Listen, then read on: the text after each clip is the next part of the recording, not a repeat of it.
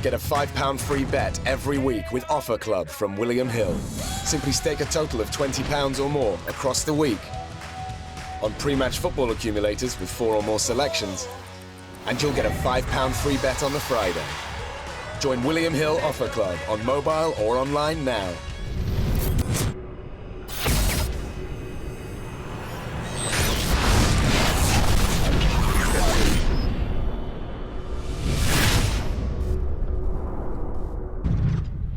James Held at IFL TV in association with Macklin's Gym Mobile. With me, I've got Peter McDONAGH with the press conference today for Tyson Fury v Vladimir Klitschko 2.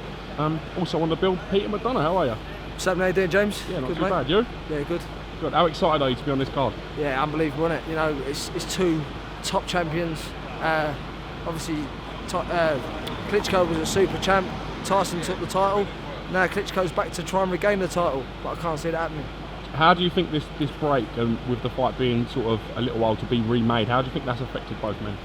It's affected Vladimir Klitschko a lot more from his age. You know, been out of the year, been out of the gym, inactivity, but he's still going to come in great shape, and he's going to try and win his titles. But he's got nothing to lose.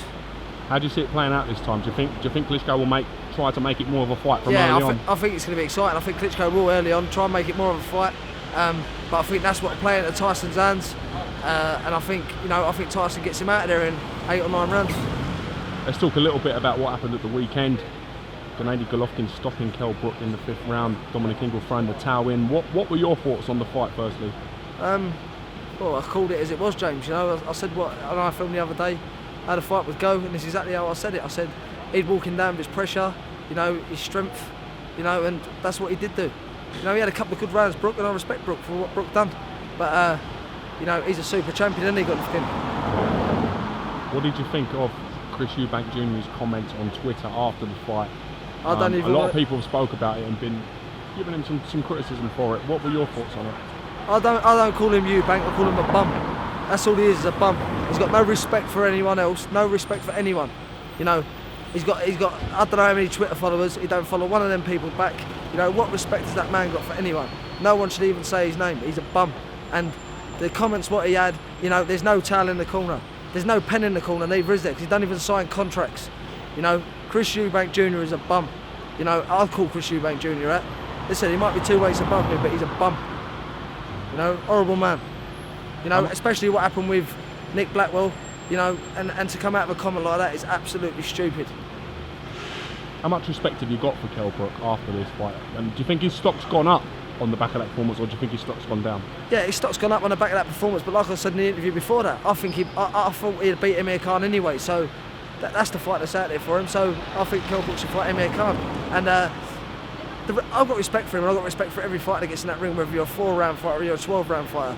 We sign contracts to fight. It ain't about who he fought. He got well paid for it. So, you know, I would have swum from Spain to fight him for £2 million. Don't worry about that, and fought him that night.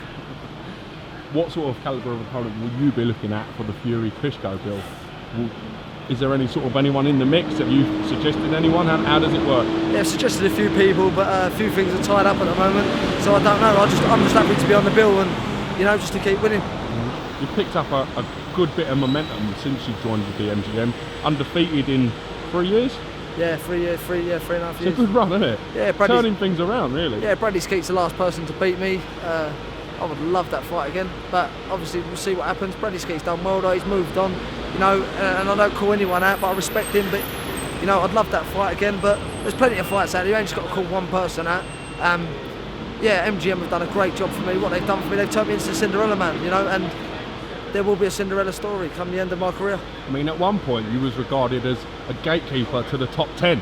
So do you feel like you've got rid of that moniker and are pushing on into that top 10 yourself? Yeah, without a doubt, because how I used to earn my money was going around as a sparring partner. And when you go, listen, I was sparring the best in the world, but when you go around as a sparring partner, you become like, you know, just going through the motions, and you get in that little bit of a mode in the ring. I never ever wanted to lose, but you get in that mode in the ring. I've been classed as a journeyman, I've been classed as a gatekeeper, I've been called loads of names, you know, but one thing I know is that in the end, I will be the Cinderella man. We can't wait to see the press conference today. We're expecting some antics. When Tyson Fury's involved, he's always excited. I'm excited. I know you would have spoke to Peter and that before. What can we expect today from his arrival and the whole presser? Someone told me he's coming in a dress. Not 100% sure, but he might be coming in a dress. But looking forward to it. You know, it's a great fight. It's a great fight. Great the BoxNation have got the fight. You know, and they've put the stakes up. They've put the money up.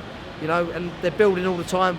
Got Liam Smith against Canelo come Saturday night. What a great show they've got. You know, so.